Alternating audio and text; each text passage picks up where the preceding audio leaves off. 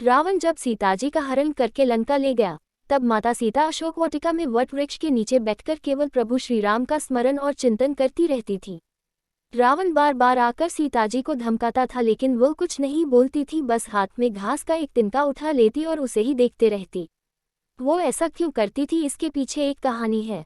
बात उस समय की है जब श्री राम जी का विवाह माँ सीता जी के साथ हुआ। तब सीता जी का बड़े आदर सत्कार के साथ गृह प्रवेश भी हुआ।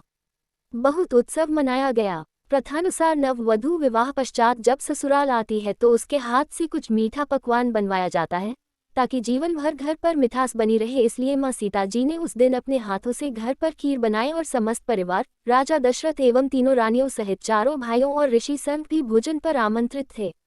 सीताजी ने जैसे ही खीर परोसना शुरू किया कि जोर से एक हवा का झोंका आया। सभी ने अपनी अपनी पत्तल संभाली। सीताजी कुछ समझ पाती कि राजा दशरथ जी की खीर पर एक छोटा सा घास का तिनका आकर गिर गया। सीताजी ने उस तिनके को देख लिया, लेकिन अब खीर में हाथ कैसे डाले ये प्रश्न था। तब सीताजी ने दूर से ही उस तिनके को घूरकर जो देखा, तो वो तिनका जलकर राख का एक छोटा सा बिंदु बनकर रह गया।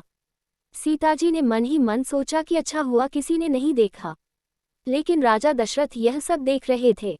फिर भी दशरथ जी चुप रहे और अपने कक्ष में चले गए और वहां सीताजी को बुलवाया। फिर राजा दशरथ बोले, मैंने आज भोजन के समय आपके चमत्कार को देख लिया था। आप साक्षात जगत जननी का दूसरा रूप हैं। लेकिन एक बात आप मेरी जरूर याद रखना, आपने जिस नज़र से आज उस तिनके को देखा था, उस नज़र से आप अपने शत्रु को भी मत देखना। इसलिए सीता जी के सामने जब भी रावण आता था तो वो उस घास के तिनके को उठाकर राजा दशरथ जी की बात याद कर लेती थी। सीता जी चाहती तो रावण को अपनी एक नज़र से ही भस्म कर सकती थी, लेकिन राजा दशरथ जी को दिए वचन की वजह से वह शांत रहीं।